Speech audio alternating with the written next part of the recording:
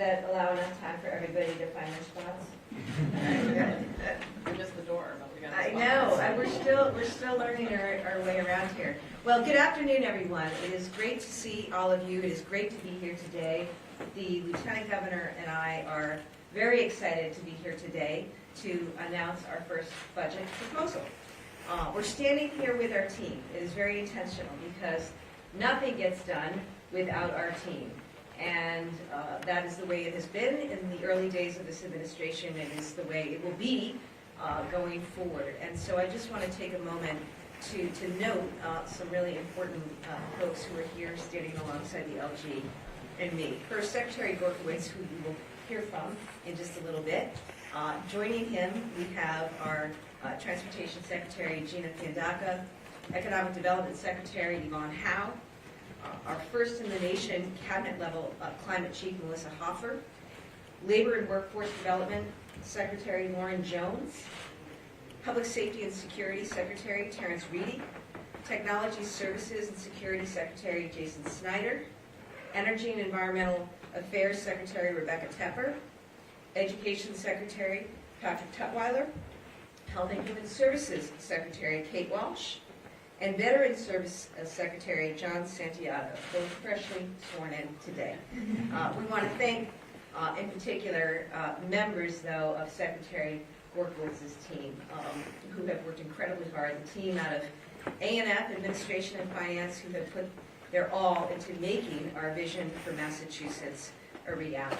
And so, at the risk of embarrassing them, I just want to acknowledge Undersecretary Catherine Hornby, Budget Director Brian Shim, Finance Director John Caljo, Assistant Budget Directors Sarah Barisi and Rick McCulis and Connor Simiow, Chief of Staff Danielle Cerny, Director of Policy Chris Siepel, Deputy Legal Counsel Patrick Lynch, Jen Sullivan and all the analysts, managers, including John Coogan, Carter DeHaven, Megan Delaney, Jackson Dayal, Erica Grunwald, Victoria Gutaitis, Madeline Killeen, Amelia Marceau, Jake Rooney, Andrew Shropshire, Eleanor Sullivan, Laura Termonis, as well as Valerie Valiant and Neil Montague.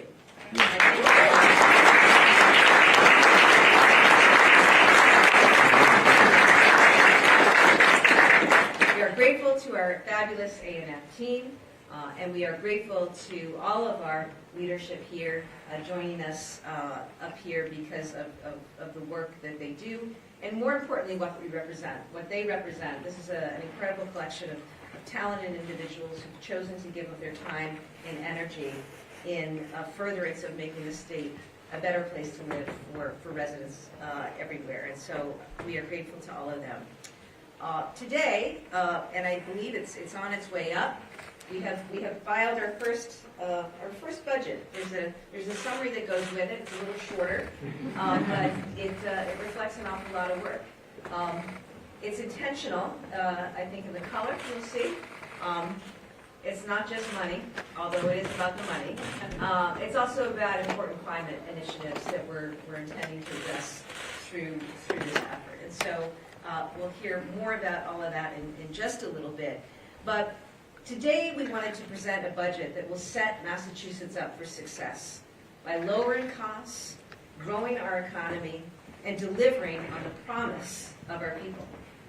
Together, we're putting forth ambitious goals and historic, significant investments. Together, we are meeting the moment to build a strong economy, to create livable communities, and to put Massachusetts on the path towards a sustainable future. That's exactly what we're going to get done with this $55 billion proposed blueprint for the future of our state.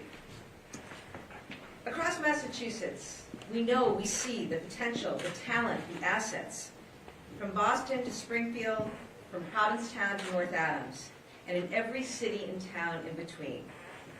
Our state's rich history of firsts is proof of our ability to not only meet the challenges of this moment, but to embrace the opportunities that come with them. This is evident as we emerge from the darkest days of this COVID-19 pandemic. We emerge strong and on solid financial footing.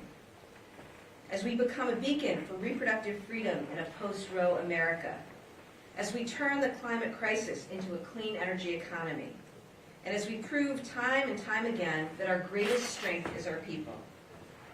But our challenges shouldn't be ignored, and they won't be. The rising costs of basic necessities like groceries and childcare, a housing crisis affecting students, seniors, and families alike, workforce shortages that touch nearly every sector of our economy, the tolls that coastal erosion, extreme heat, and flooding are taking on our cities and towns. These challenges are what guided us in providing direct relief to our residents, to our communities, and to our workforce to help build an economy for Massachusetts to grow and succeed. Because public revenue does little good when people can't pay the rent, buy a house, heat their homes, or hire childcare. Our budget will change that and more. So let's get into the highlights. Our proposal today supports the success of students, improves our state's infrastructure, helps meet our bold climate goals, protects the health of our residents, and expands opportunity for families, neighborhoods, and businesses. These are investments that will change people's lives. They include the largest increase in K-12 education funding ever in our state's history, fully funding the Student Opportunity Act. The creation of Mass Reconnect, our free family college program for students over 25 without a degree, along with funding for early college, apprenticeships, job training, and more pathways into good jobs in our more resources, our growing behavioral health crisis, expanding the number of inpatient beds, clinicians, behavioral health experts across, as well as grants to improve access to reproductive care. Record level funding to support our small businesses with technical assistance. Investments to improve public security, build safer communities, and prepare those incarcerated for successful reentry.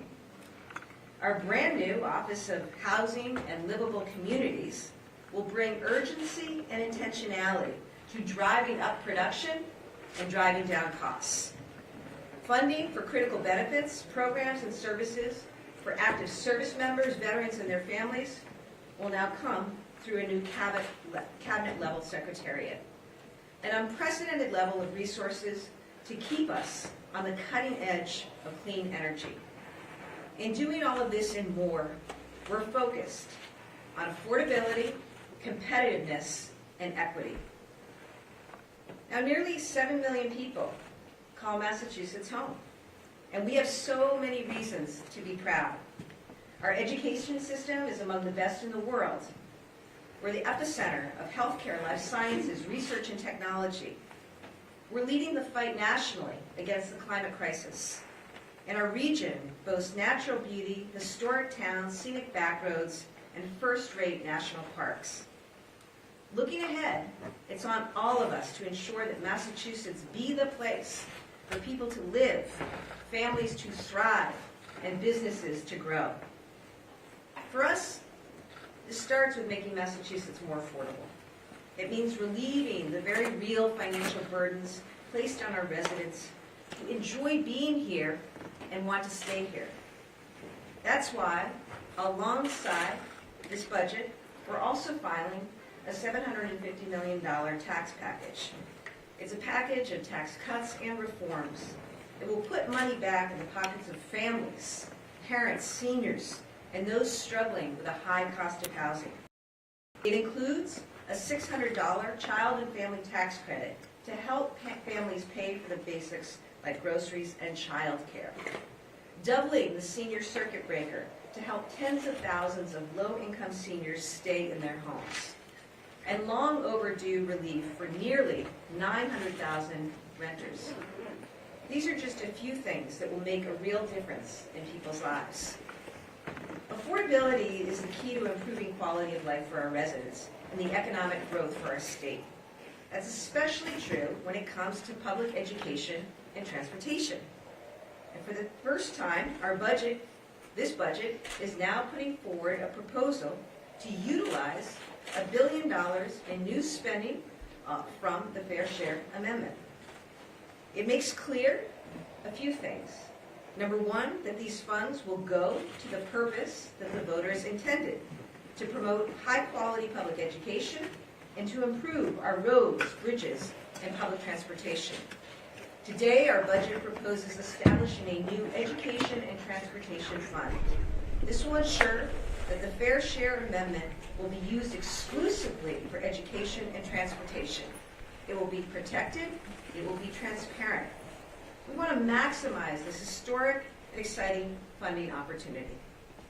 On education, we'll be making investments in state-subsidized early education and care to ensure that more families have access to programming essential to the healthy growth and development of all children. These funds will increase child care slots and allow parents, including those on limited income, so many women, to participate in the workforce, to return to the workforce at a time when sectors throughout our economy are facing severe labor shortages. They'll put the state on a path towards universal pre-K, starting in our gateway cities. They'll expand access for high school students to quality college and career pathways. And by funding a new program we're proposing, Mass Reconnect, more financial aid, more programs will be there to help students most in need. These fair share infused investments will make public higher education more accessible and more affordable than ever before. Now on transportation, we know that transportation is another key to making Massachusetts competitive and affordable. Our state's success depends on having a system of roads, bridges, highways, and public transit that can move and connect people with jobs, family, and quality of life, and do so in a safe, reliable, and efficient manner. Using fair share funds will make historic investments to improve all modes of transportation. They'll make a difference in the lives of commuters and residents, regardless of whether they drive, take the bus, ride a bike, or walk. That includes making more accessible and ADA-compliant stations. This will provide a better commuting experience for riders.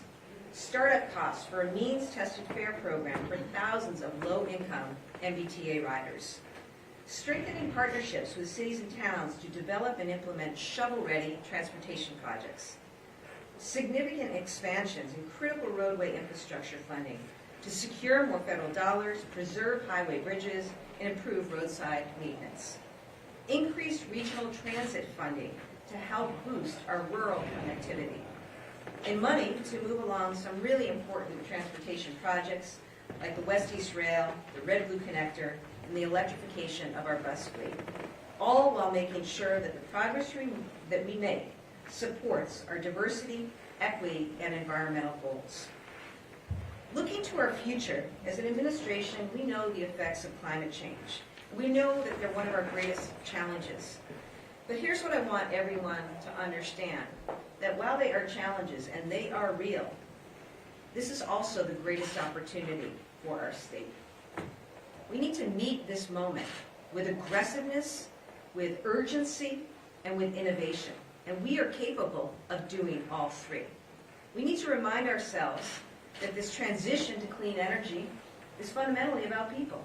It's about building healthy communities, creating jobs, and protecting people's pocketbooks. That's why our budget makes historic investments in climate action. For the first time ever, 1% of the state's overall operating budget will be dedicated to the Executive Office of Energy and Environmental Affairs. We will triple the budget of the Massachusetts Clean Energy Center to empower our local entrepreneurs, to decarbonize our buildings, to make our state truly the global capital of a clean energy, innovative economy. We're stepping up our efforts to monitor our air quality, to protect our coastlines, to ensure that our water is clean and that our communities are livable for all. And in this budget, we are funding for the first time ever a brand new Office of Environmental Justice with 14 new EJ liaisons who will work across the state to make sure that communities that have been bearing the burden and the brunt of the climate crisis for far too long will help guide and lead our transition forward. And what's most important in this part of our proposal is that it shows a whole-of-government approach to addressing the climate crisis. This is absolutely essential. Actions involving education, workforce, economic development, housing, health, public safety, transportation, all of this is going to be necessary for our clean energy transition. For example, there's a cross-cabinet effort to prioritize clean energy workforce development. We want to help students and workers get the education and training that they need to meet the demands of our growing clean energy sector. This is from building offshore wind, building solar, installing heat pumps, inventing the next generation of clean energy technologies, manufacturing that, designing and implementing projects that will strengthen our coastal resilience. We are not going to be able to get to net zero without workers who are there to help power that clean energy transition. Similarly, Health and Human Services is focused on health and climate resiliency. Housing will be focused on energy efficiency and clean efficiency. Our transportation sector will be decarbonized. What I'm saying is this all will and has to be an integrated approach. We're committed to making Massachusetts a national and world leader when it comes to combating the climate crisis and driving our clean energy economy, creating good-paying jobs, sustainable jobs in clean and blue technology, coastal resiliency, and electrification, and building, fundamentally, cleaner, healthier, and more resilient communities. So this is our chance. And with this budget, we can build a strong and inclusive economy. We can ensure the necessary move to renewable energy is safe, is reliable, and fair to everyone. And together, we can address environmental injustices that have existed for far too long. Together, we can do this. Before I close, I just want to make one more important point. And that is that behind every line item, and we have been working through and reviewing those over the last several days and weeks, we understand, and I understand, there are people. Behind every number, there are people. People whose lives can be positively impacted by the decisions that we make. Families who need childcare, couples trying to buy their first home, small business owners struggling to stay afloat, college grads who can't make both rent and student loan payments, commuters who take the train into the city every day for work, dairy farmers whose lives are hinged to volatile price swings, seniors hoping they won't be forced to move out of their homes. And these are just some examples. Already this week, the Lieutenant Governor and I have had the privilege of meeting some people who will be helped by this budget. In the coming days and weeks, we will be out across the state, connecting with many, many more, listening to their stories, hearing their stories, understanding what this relief could mean to them. Like the single mom of 2 young boys. We were just with her this morning. She's struggling to make ends meet with the rising costs of groceries, gas, and rent. Our child and family tax credit proposal will mean an additional $1,200 back to her that she can use to help her family and create a little less stress in her life. Or the primary caregiver we were with the other day.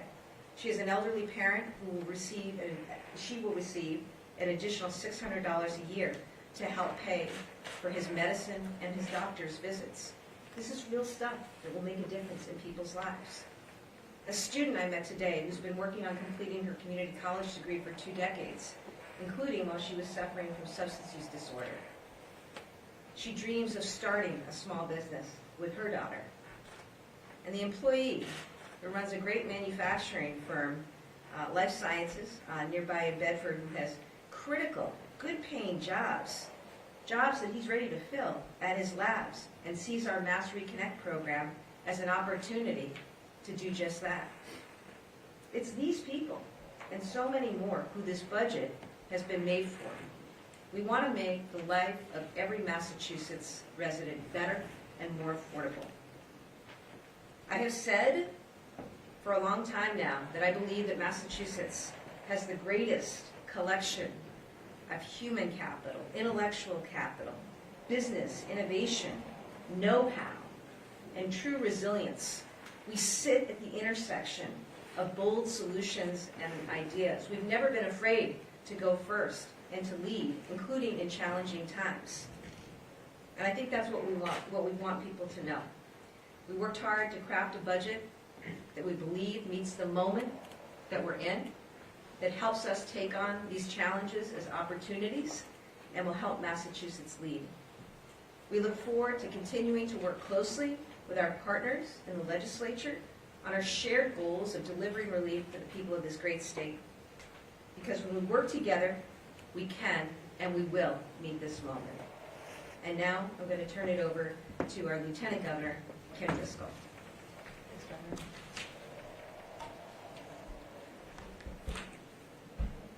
If it fits, that's That's good. right. Thank you. This podium's not going anywhere. Thank you, Governor. So excited to be here with our whole team to announce our first budget that includes some really historic investments. As you can see and as you can hear from the Governor's remarks, there really is something for everyone in this budget. We worked very hard in a short amount of time, and kudos to the A&F team, and you were here, and Secretary Gorkowitz, putting together meaningful economic relief to offset really rising cost of living that we're seeing here in Massachusetts and across frankly across the country.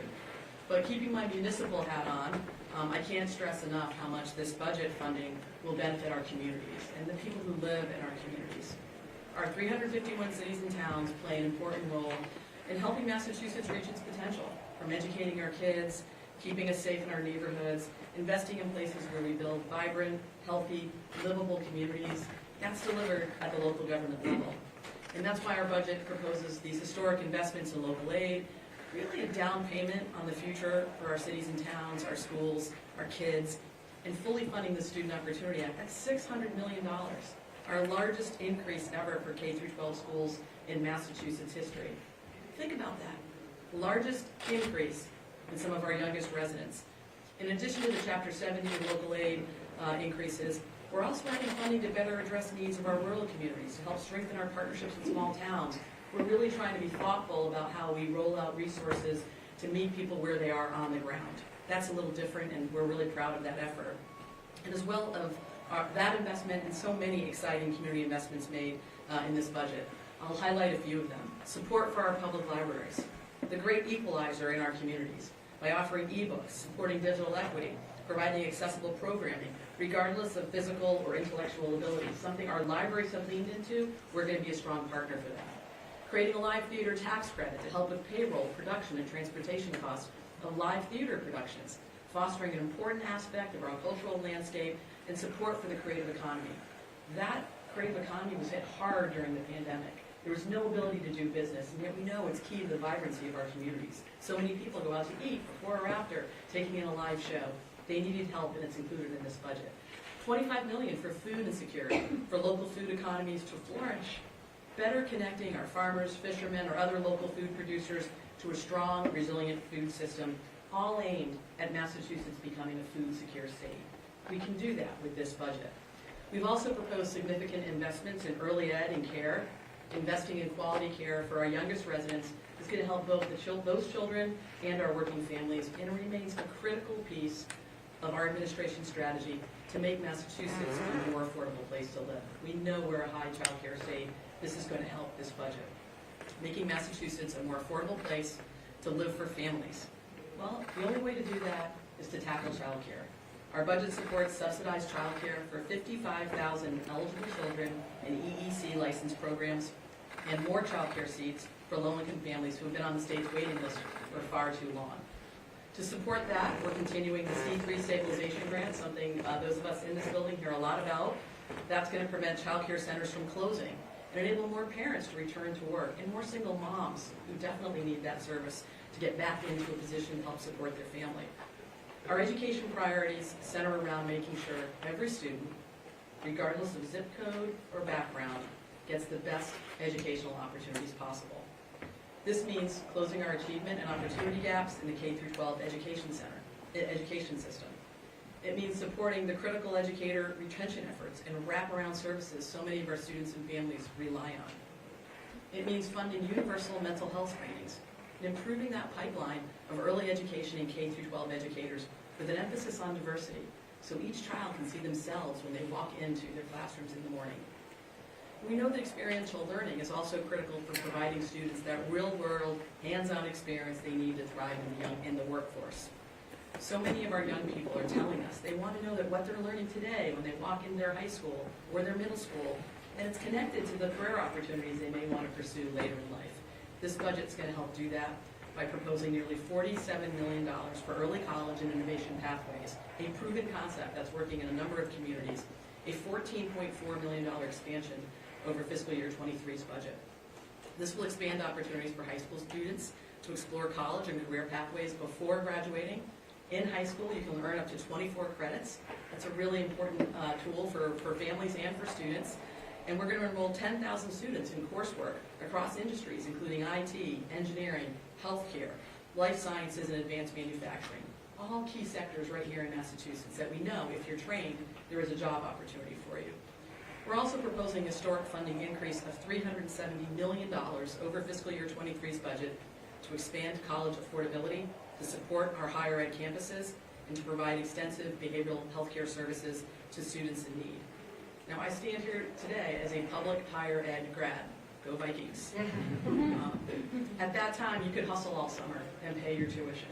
That's just no longer the case. This budget is going to go a long way towards ensuring that our students are going to have a more affordable option and then have the supportive services around them to attend our higher ed institutions. And why is that important? Look, our public higher ed grads, they're our future teachers and nurses and business owners and accountants and entrepreneurs. The majority of the folks graduating from our public higher ed institutions, they stay right here in the Commonwealth. So by investing in our public universities, we're investing in our future leaders. These are all critical steps on the path toward helping achieve more affordable and accessible education pipelines for every student and every family in this Commonwealth.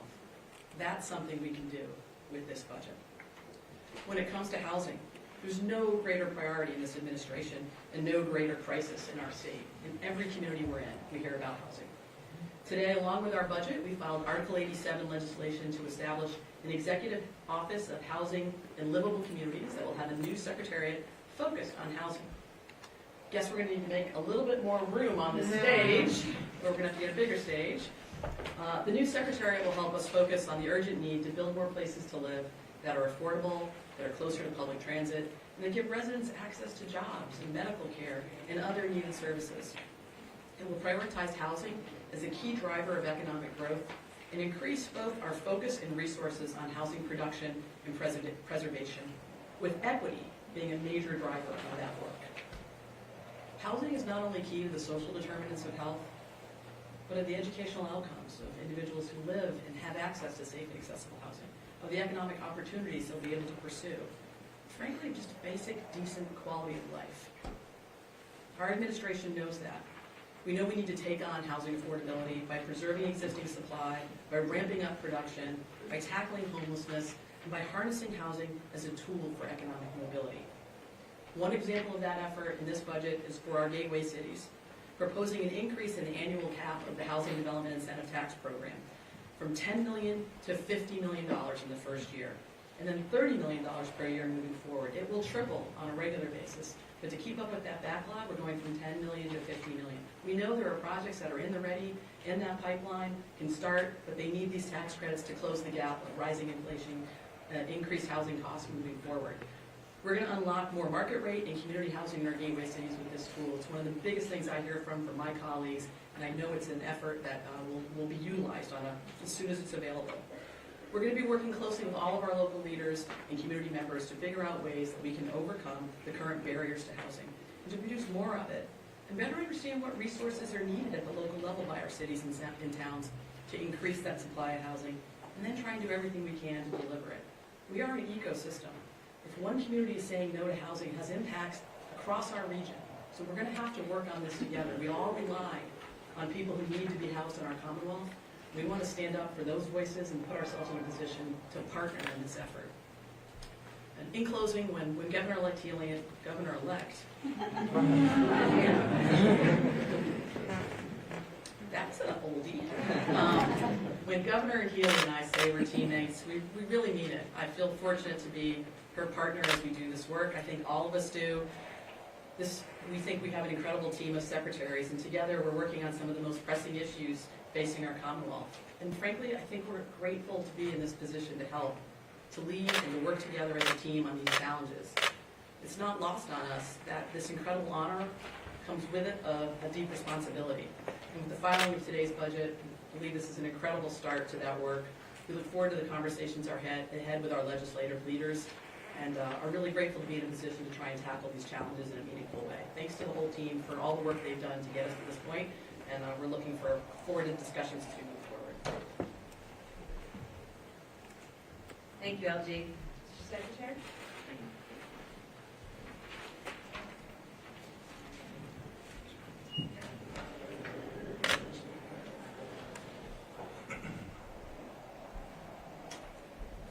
First, I want to thank the Governor, Governor Healey, Lieutenant Governor Driscoll, and the entire team in the Governor's office.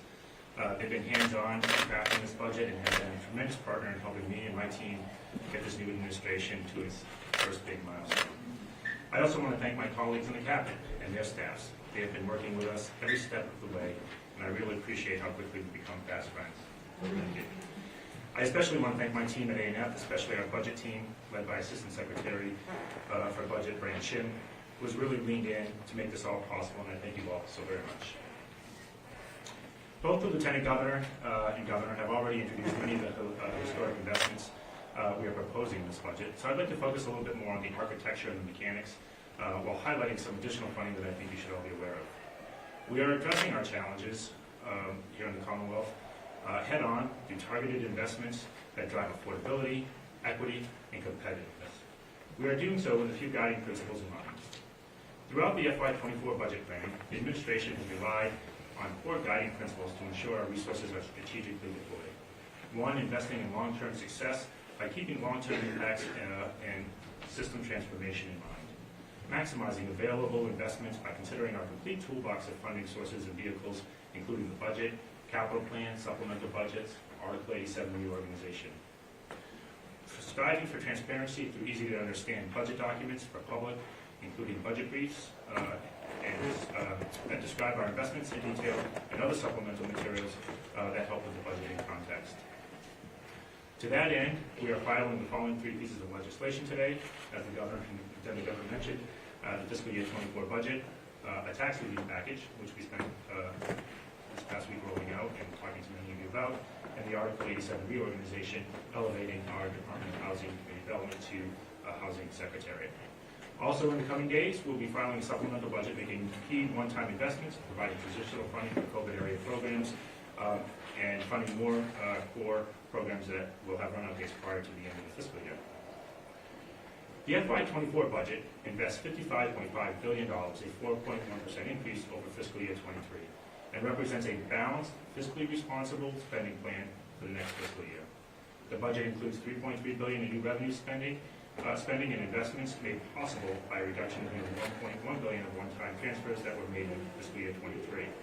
The spending is supported by $2.2 billion in new revenues available for fiscal year 24, including $500 million in new taxes based on the consensus revenue agreement, after accounting for the transfers, our budget, and the $742 million tax reform proposal. $700 million in growth in non-tax revenue and other sources, and the additional $1 billion of fair share revenue offsetting spending on these key investments. The budget includes $1 billion worth of investments in the Education and Transportation Fund using fair share revenue.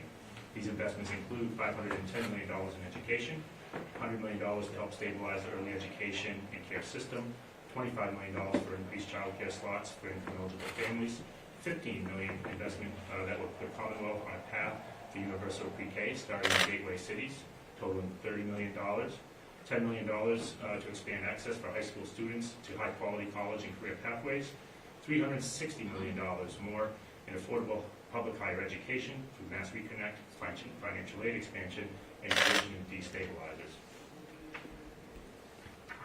Transportation is funded at $490 million, roughly 50% of the fair share spending. $100 million to strengthen state municipal partnerships to develop and implement critical transportation projects. $164 million in the preservation of critical highway bridge infrastructure. $186 million to improve more accessibility and projects at the MBTA station, and $5 million for means-tested MBTA fares, and innovative service pilots to increase rural and connectivity for RTAs.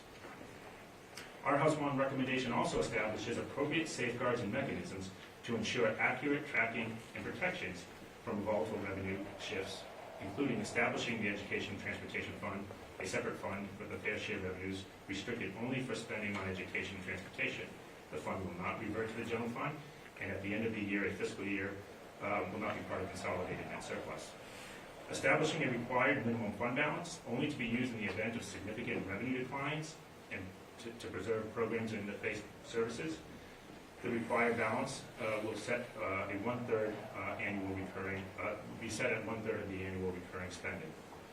Limiting annual recurring spending to protect programs from volatile revenues during economic downturns will limit the growth of annual spending using the 10-year rolling average, meaning that we will cap spending based on the 10-year rolling average to ensure that whatever programs and services are funded from the fair share revenues will be preserved and be available for year over year.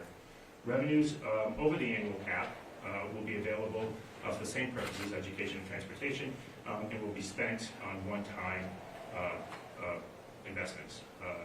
For example, you could use it for pay-go capital, pilot programs, startup grants, various one-time investments. To ensure transparency, DOR and the Comptroller will certify revenues quarterly, and at the end of the year, publish annual spending and revenue reports. This long-term sustainable planning is a key feature of the FY24 budget recommendation and the administration's philosophy on maximizing the impact of available resources. You've heard of many of the other investments made in the 24 budget from the Governor and Lieutenant Governor, and we'll continue to get more details about the exciting investments we're about to make in the coming days. You should all have access to a number of materials our team has produced to help make this budget as transparent and open as possible. Our budget website, complete with our executive summaries and line item detail, new budget briefs that describe investments in detail. Should you have any questions, the A&F team stands ready to provide you with additional information on historical investments in making across the Commonwealth. So I appreciate you for your time. Thank you so much, Mr. Secretary.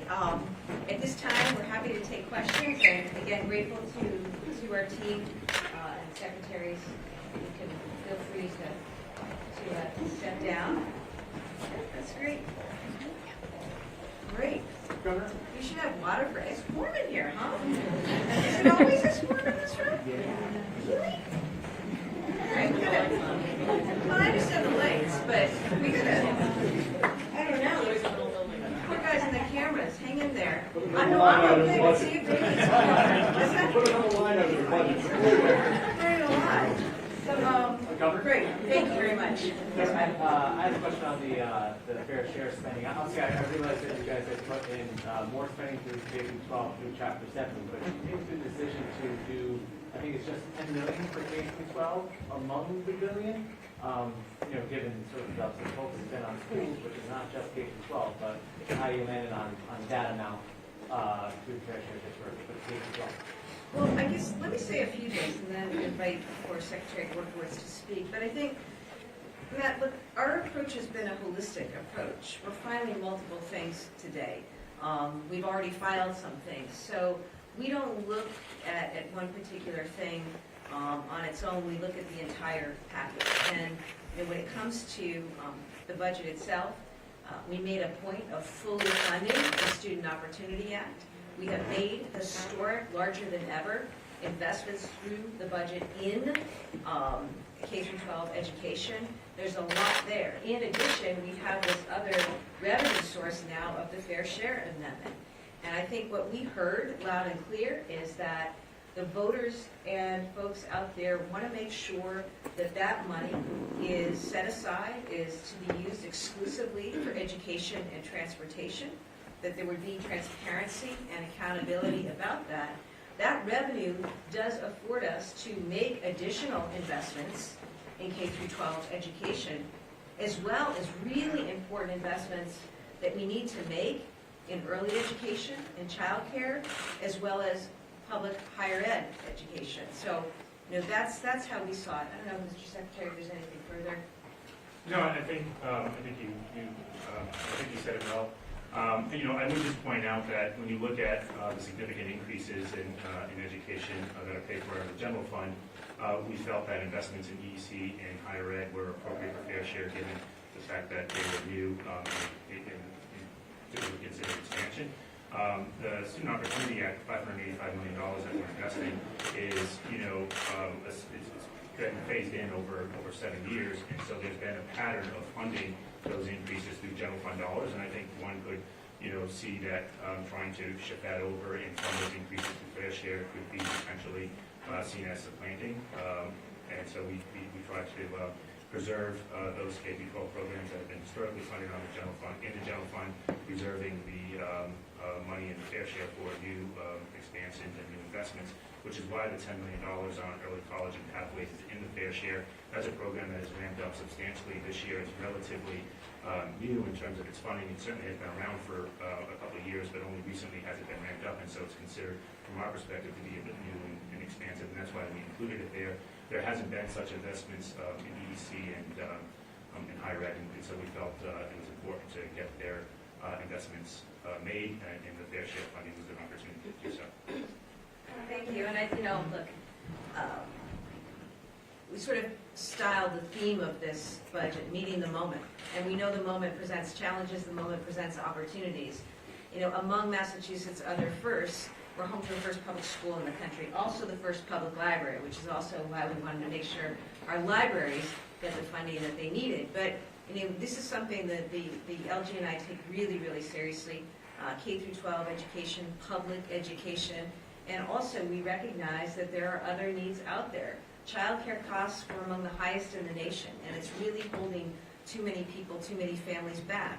We need to increase accessibility to childcare and early ed slots. We also need to seize the moment when it comes to real workforce challenges afflicting nearly every sector of the labor force out there. And one of the ways we do that is by making those investments in public higher ed. To the LG's point, students who matriculate at public higher ed institutions here are likely to stay here in Massachusetts, grow families, grow businesses, grow opportunities in Massachusetts. So let's meet them where they are, including through support through programming like Mass Reconnect, which we think is a really terrific program that will bring people who have some credentials towards college, but because they couldn't afford rent, they're working 2 jobs, they're raising kids, maybe even their car broke down and they needed to spend the money on that rather than tuition or fees. They had to leave school.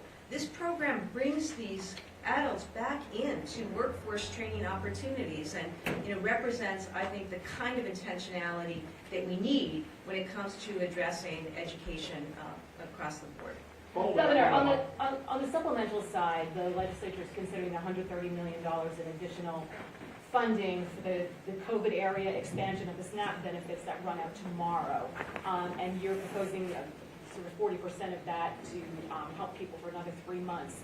Talk about that, and can you extend it beyond 3 months? Because people are saying with the rise of inflation, they're just flat out. I think, Beth, we really appreciate that, and certainly our former Acting Secretary of Health and Human Services, Mary Beckman, and the team got to work on that early on, identifying where there was going to be an expiration of certain federal programs and benefits that families here are depending on, and it's why we, a few weeks ago, put forward that sub-budget to address that. I think you can expect that in the coming weeks we'll probably put forward another sub-budget to address further needs that families may be facing with respect to expiration of particular programs. But we're very sensitive to the cliff that some were facing. That's exactly why we sought to address that in our sub. Do you anticipate it will pass, and then you think you could extend it beyond 3 months?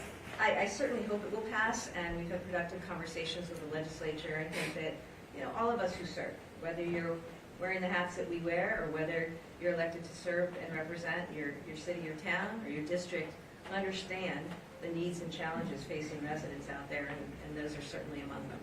Can you speak more broadly about, there are a lot of offerings in this budget and these budget weeks from federal funding from the pandemic. Can you speak more broadly about how you guys are trying to address the end of that funding in this budget? Well, Lisa, I think it goes a little bit to the point I was trying to make earlier, that we do recognize that funding is running out from the federal government with respect to certain benefits, programs that so many families have been relying on. And so we tried to approach it thoughtfully and tried to create scenarios where people could have a more graduated glide path, so to speak, as that funding was expiring. And that's why we made the decision to file the sub-budget, and that's why you may see us be filing additional measures going forward. Again, I welcome the comments of my colleagues.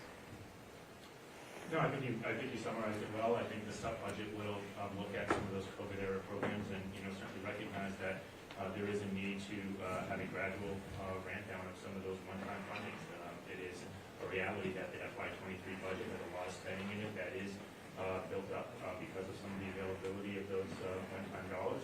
And as we crafted our 24 budget, we really wanted to develop a budget that represented the base resources that we could have going forward, and using some of our one-time resources to try to, as we have in certain instances, try to ramp down some of those programs, recognizing that people need some time and programs need some time to adjust to what the future holds for them. You highlighted a lot of the fair share amendment investment. How big of a difference does that extra $1 billion make when we're talking about a $55 billion document here? It means a lot. It means a lot to, you think about it, sure, it's a big number, right? $55 billion. But we think about it in terms of actual dollars flowing to families, flowing to residents, and the difference that it makes in somebody's life. The difference between being able to make rent, make a student loan payment, afford childcare, afford education. That's what it's about. Pay the grocery bill. And so that's how we think of it. And I think that our budget proposal is intended to do the things we talked about. Deal with the affordability issue that's real here.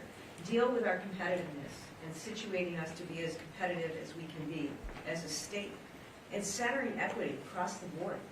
Equity, an equity lens, we've said, this administration is going to apply an equity lens across everything that we do as we make these considerations. And, I think this budget represents the potential and the value proposition for this state, and we're going to get there only by working together.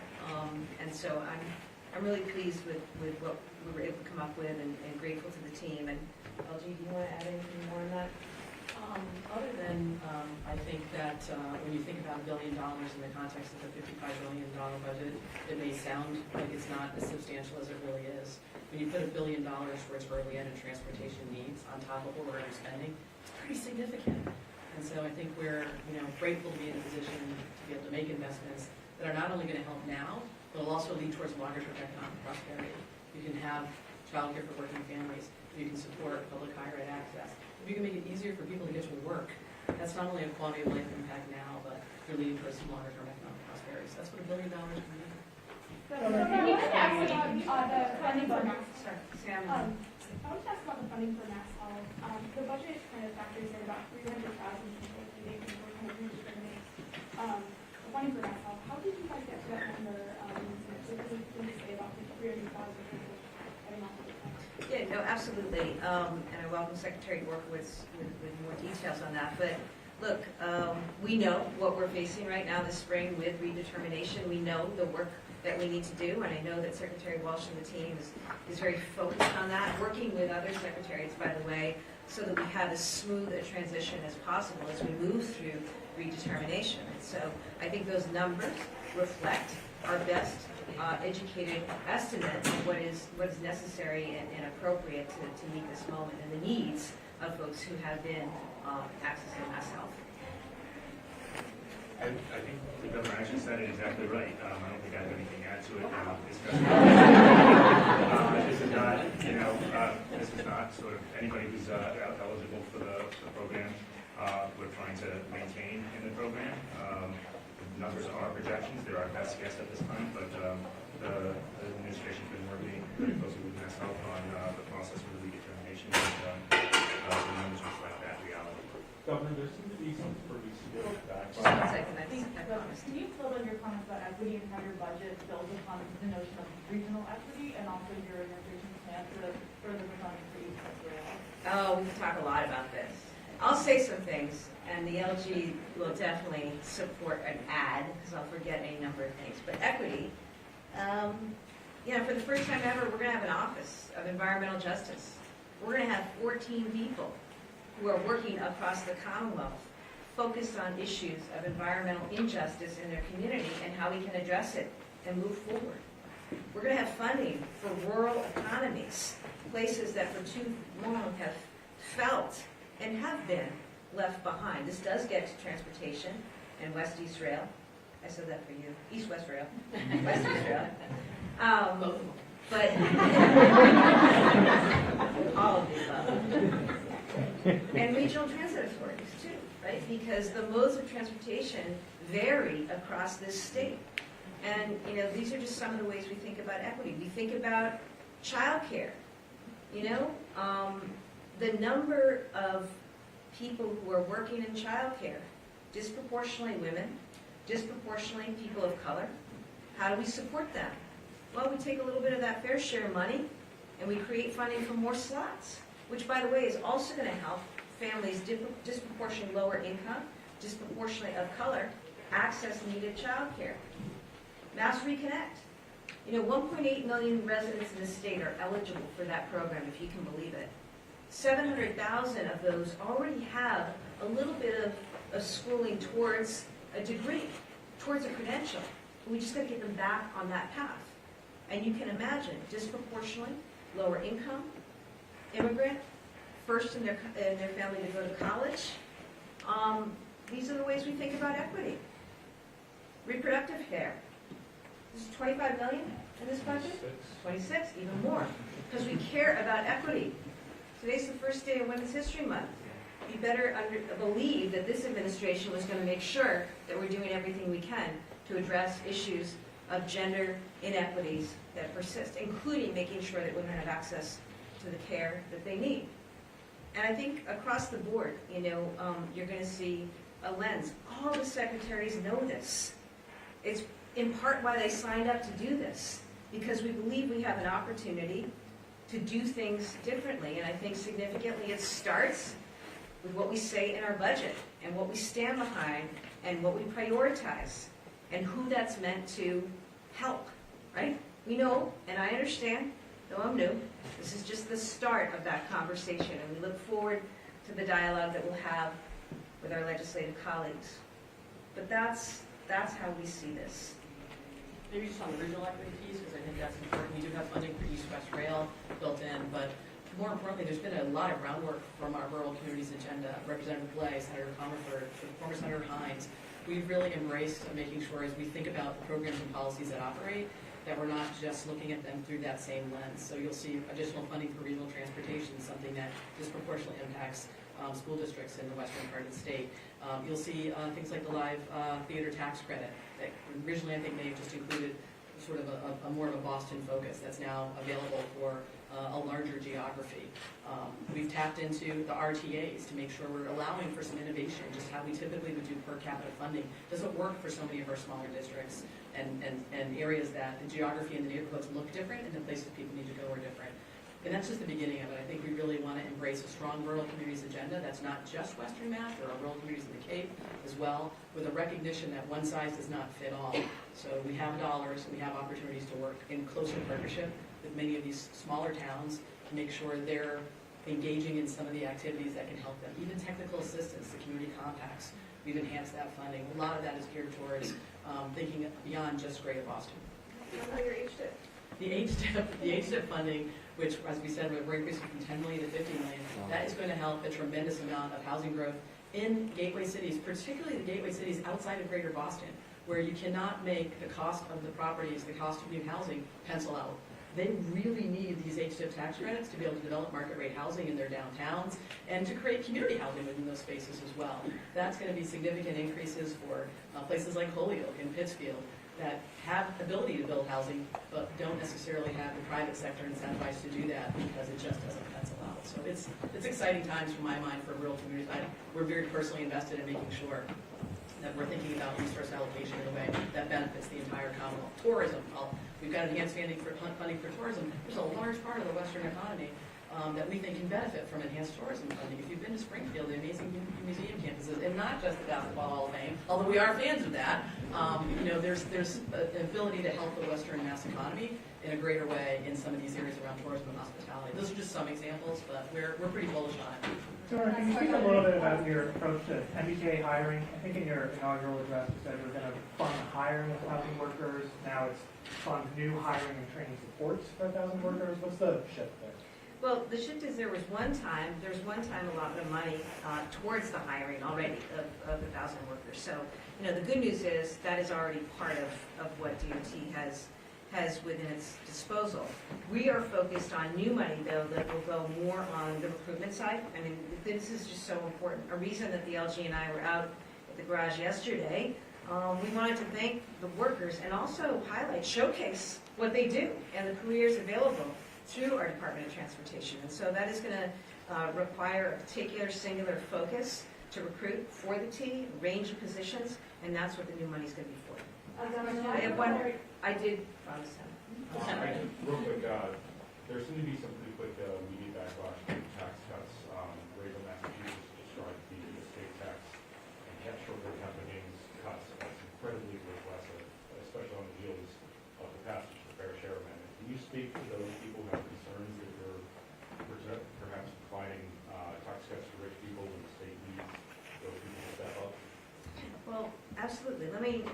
I'd be interested to see how people feel today, given our budget and what we spoke of in terms of some really significant investments in folks across the state. A couple of things. The tax package that we put forward, remember, it doesn't stand on its own. It stands alongside other things that we filed, the budget, the sub-budget, even Article 87, focusing on driving up housing so that we can drive down costs for people. That's all part of one package, and I think it should be looked at through that lens.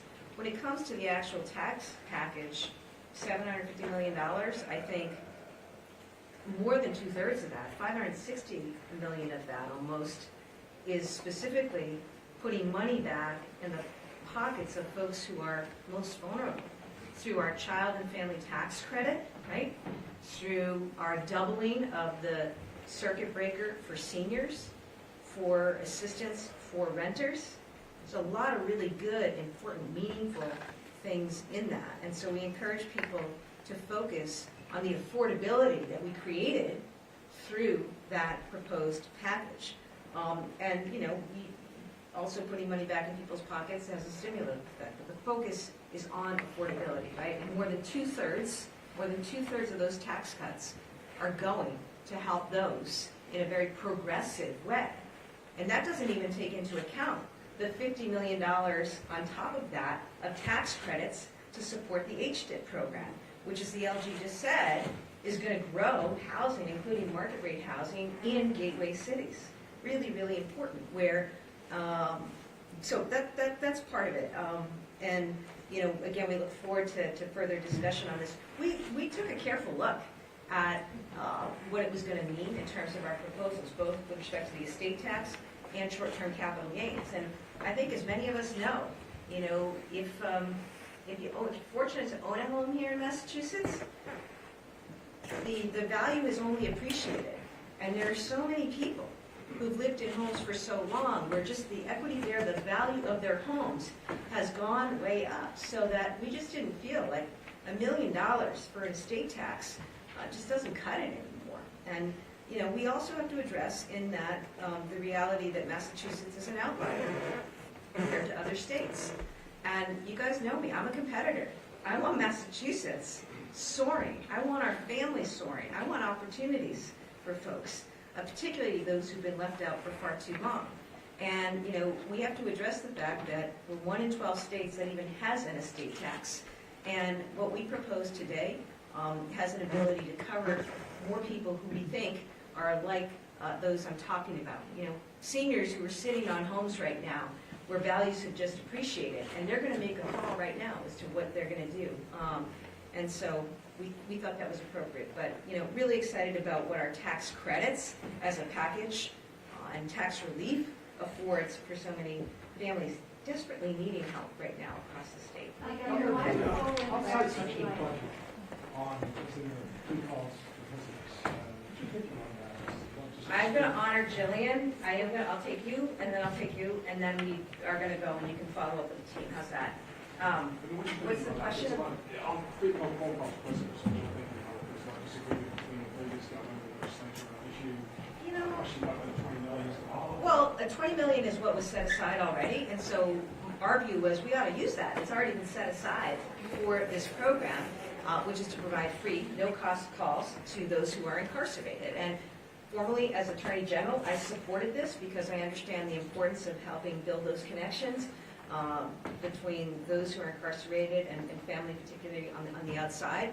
And the costs have come down, but we thought that $20 million using that, what we could do was deal with the entities within our control, specifically DOC. And so that's why we made that proposal to institute that program, starting with our DOC facilities. And we think that that's probably the right amount based on what we've seen. We look at usage, and this will allow people about 1,000 minutes a month. We think it's probably about right. We'll see. Last one. Okay. Why move forward now with the Red Blue Line Connector? It's been a project that's not been talked about for a couple of years. Who stands to benefit the most from that connection if that ever happens? I think we've got to look at all of our transportation projects right now. It's something that Secretary Fiandaca is very, very focused on. The key focus right now is workforce, as you can imagine. But, part of building a vibrant, functioning economy is making sure that we have the vibrancy and the connectivity in our public transit system. And so that's why we think it's important. Thank you. I think it's to the benefit of the entire Commonwealth, these efforts, right? Everything that we do, and obviously we try to make sure that we're accounting for equities, but we are a Commonwealth, and that is my message here today as well. This whole budget is about driving down costs, affordability, competitiveness, equity, and really meeting the moment as a Commonwealth, as a state. And if we work together, work with one another, support one another, I think all of us will thrive. Thank you so much. Thank you.